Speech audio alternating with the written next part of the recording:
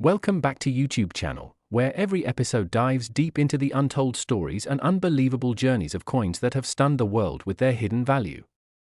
Today, we delve into a coin that has become a symbol of curiosity, mystery, and unimaginable wealth. The 1997 quarter dollar, struck in Philadelphia, has made headlines and captured the imaginations of collectors, historians, and treasure hunters alike. But this is no ordinary tale of a rare coin. This is a saga, spanning decades, involving secrets, betrayals, hidden maps, and a mysterious figure whose legacy changed the course of numismatic history forever. All centered around a single quarter, now valued at an astonishing $288 million. The year was 1997, a time when the world was on the brink of the digital age.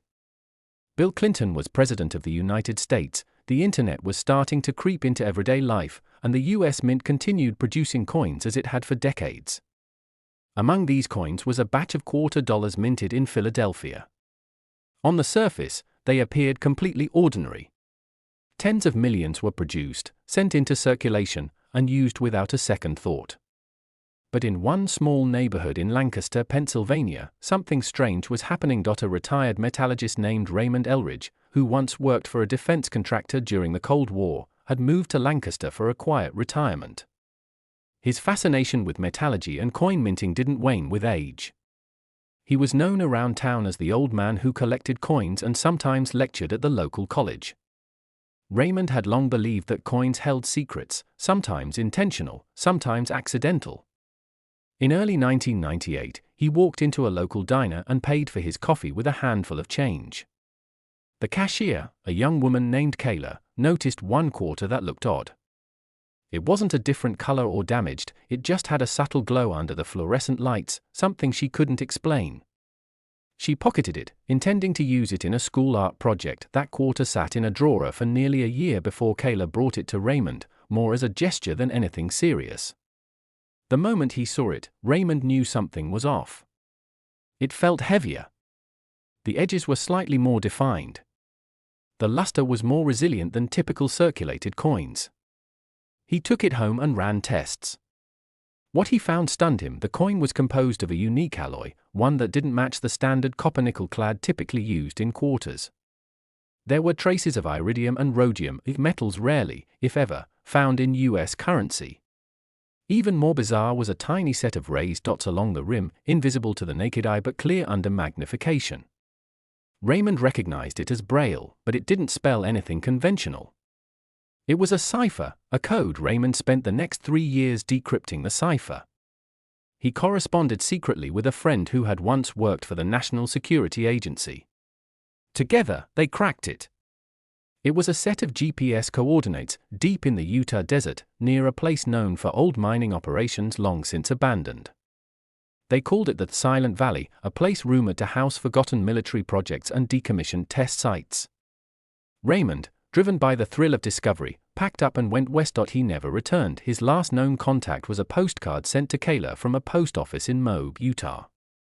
It simply read, "The coin was right. They're real." For years, the story was dismissed as urban legend. Kayla kept the coin locked away, sharing the story only occasionally, always with a mix of wonder and sadness. Then, in 2012, the coin resurfaced at a coin expo in Chicago. A mysterious buyer purchased it for $18 million, instantly breaking auction records. That was the beginning of its fame. But that buyer wasn't a collector. He was a historian named Professor Emil Novacek, specializing in Cold War intelligence. Novacek launched a private investigation into the coin's origins. What he discovered was stranger than fiction. During the late 1980s and early 1990s, a secret US government program known as Project Vesica had experimented with embedding encrypted data into currency. The goal was to create self-verifying instruments that could carry secure data across borders. They would look like ordinary coins but contain information crucial to national defense. Only a handful were ever minted for trial, each coin carrying different data segments. The plan was abandoned in 1993 due to political shifts and lack of funding. All trial coins were reportedly destroyed. Yet here was one, not only surviving but actively circulating in public hands.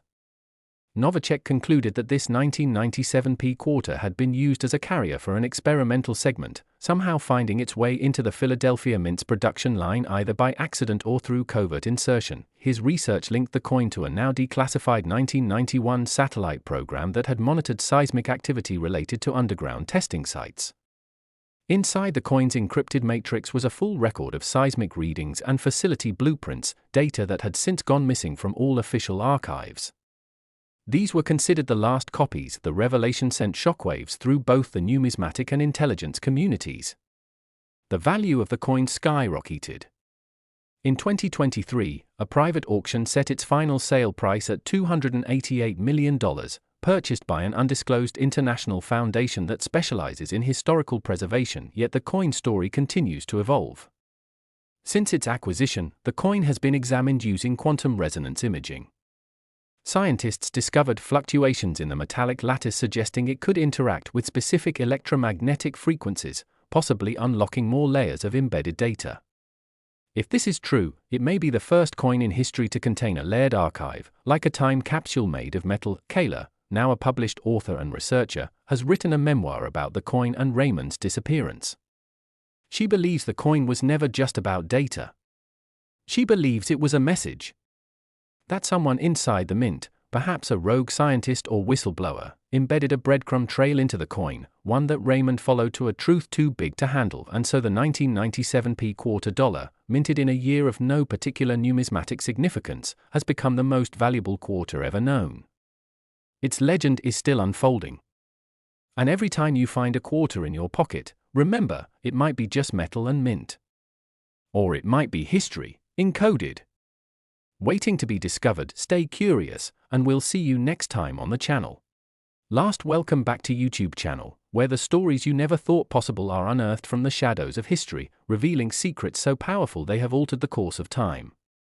Today we journey into a tale that fuses myth, science, art, and economics in a way never before imagined. This is the story of the 1997p quarter dollar, not just any coin, but one that changed lives, challenged governments, and now sits at an estimated worth of $382 million. It's not simply about how this coin became valuable, it's about why it had to exist. The United States Mint in Philadelphia had a routine in 1997. Billions of coins passed through its presses that year.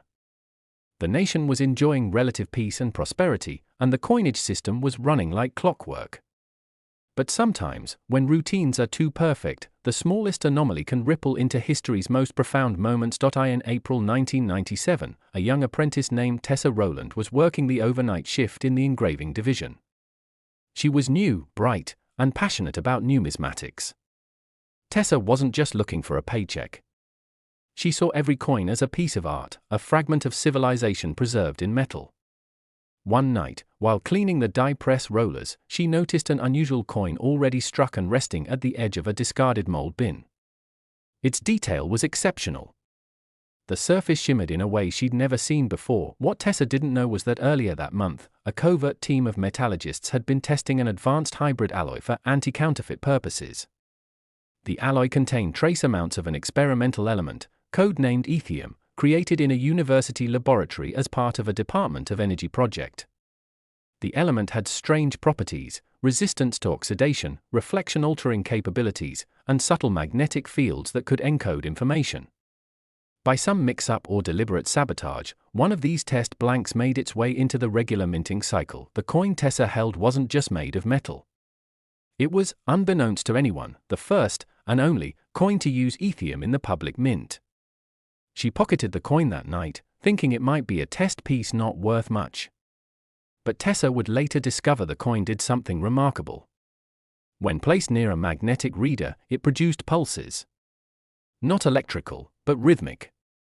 Like a code, Tessa spent 5 years trying to decipher it.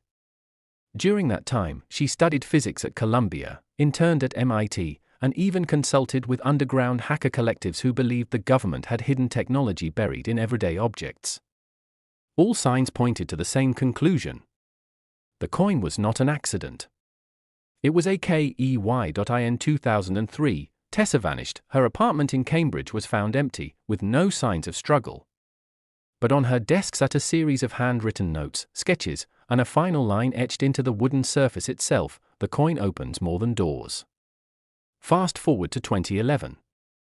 A coin collector named Lionel Grant purchased a lot of 1990s quarters from a flea market in Baltimore.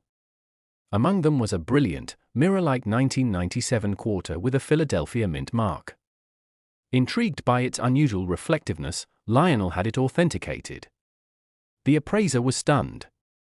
It wasn't just its pristine condition, it had properties that didn't match anything the Mint had reported. Lionel sent it to the Smithsonian, and within weeks, the FBI seized the coin. That's when things got stranger. The government denied any knowledge of a coin with such properties, but an anonymous group known only as the Keyholders released a dossier online containing every detail about the coin's history, including Tessa's research, her notes, and blueprints of a vault underneath the Philadelphia Mint that was never included in official blueprints. According to the dossier, the vault housed an experimental archive built in the 1980s to store classified information in analog formats in the event of a digital blackout. The coin, the document claimed, was the access token to this archive. The existence of this archive became a conspiracy theory overnight. But soon, a group of urban explorers known for breaking into forgotten infrastructure gained access to the sub-basements of the Philadelphia Mint. What they found stunned the world. Behind a series of false walls, they located an elevator shaft sealed with lead and concrete. After weeks of working with historians, engineers, and code breakers, they managed to open it.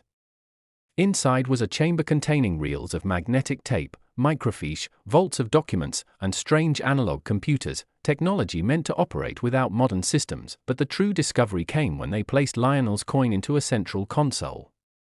The lights activated. The tapes rolled. And the voice of a long-dead scientist began explaining Project Ethervault, a Cold War initiative to store sensitive data in analog quantum code form using encrypted metal artifacts.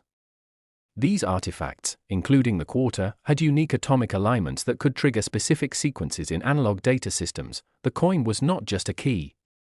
It was a trigger. A signal. Within days, this revelation changed everything. Historians re-evaluated Cold War archives. Economists theorized the coin's value not just in monetary terms, but as a piece of global defense history. Tech companies tried to replicate the alloy but failed repeatedly, suggesting the coin was truly one of a kind. Bidders lined up. Sovereign states, private collectors, defense contractors. When the auction opened in Zurich in 2024, the final bid reached $382 million. It remains the highest ever paid for a circulated coin. Tessa was never found. Some believe she entered the vault and vanished into the deeper chambers, places built during the early 20th century and rumored to contain relics from before the founding of the Mint itself.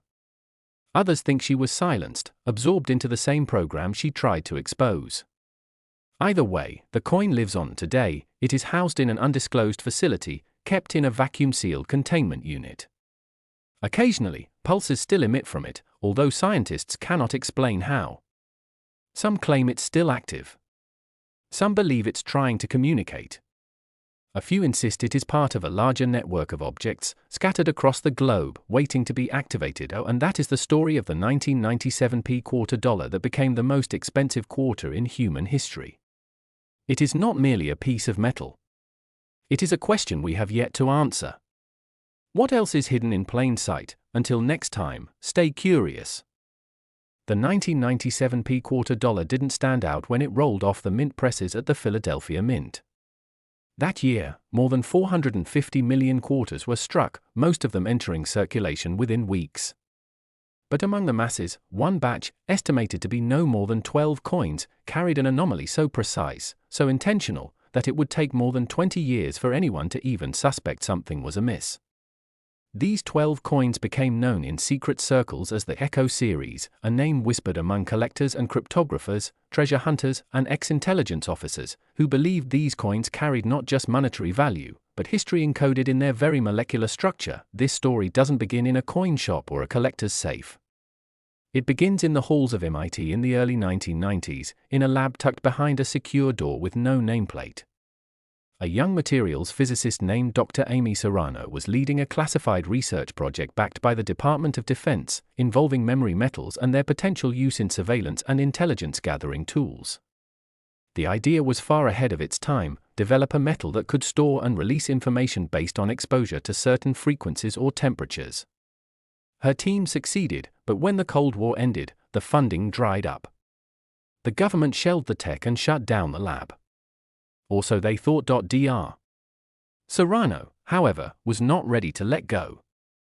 She knew that the alloy her team created, one that could literally remember data, could change the world. In 1995, under a pseudonym, she began corresponding with a former colleague who had taken a position at the Philadelphia Mint. Their idea was radical: use the memory metal to produce a micro-run of coins, each embedded with layers of encoded data to test if such a concept could survive mass production and circulation. By 1997, with the help of a clandestine operation involving 3 insiders at the Mint, 12 quarters were struck, each containing nanostructures woven into the alloy that, when activated by a specific microwave frequency, would display images and audio files from classified Cold War missions. The data was encrypted beyond conventional recognition. They called the coins echoes, because they echoed a past buried deep by politics and time, and then they vanished. The Mint never discovered the unauthorized run. The accomplices went their separate ways. Dr. Serrano disappeared from public life, and for nearly 2 decades, there was no trace of the echo coins. But in 2015, everything changed. In a flea market just outside Charleston, South Carolina, an elderly man purchased a box of coins from an estate sale for $20. Among the handful of tarnished change was a 1997 p quarter with unusual toning and a bizarre hum when rubbed with a cloth. The man, a retired Navy engineer named Jonah McCrae, found it odd enough to take it to a friend who worked at a university lab. Initial tests showed electromagnetic reactivity that was not just strange, it was scientifically impossible for standard US currency. The coin responded to specific frequencies by altering its surface reflectivity. The deeper they analyzed, the more they found: a buried circuit, smaller than any chip commercially available in 1997. When exposed to a narrowband microwave pulse, the coin emitted a signal. That signal, when decoded, played a garbled message. Audio experts cleaned it up. It was a recording of a submarine commander issuing a classified order dated 1984. Under the North Atlantic, news of the discovery spread rapidly, though quietly. Numismatists had no way of explaining it. The government refused to comment.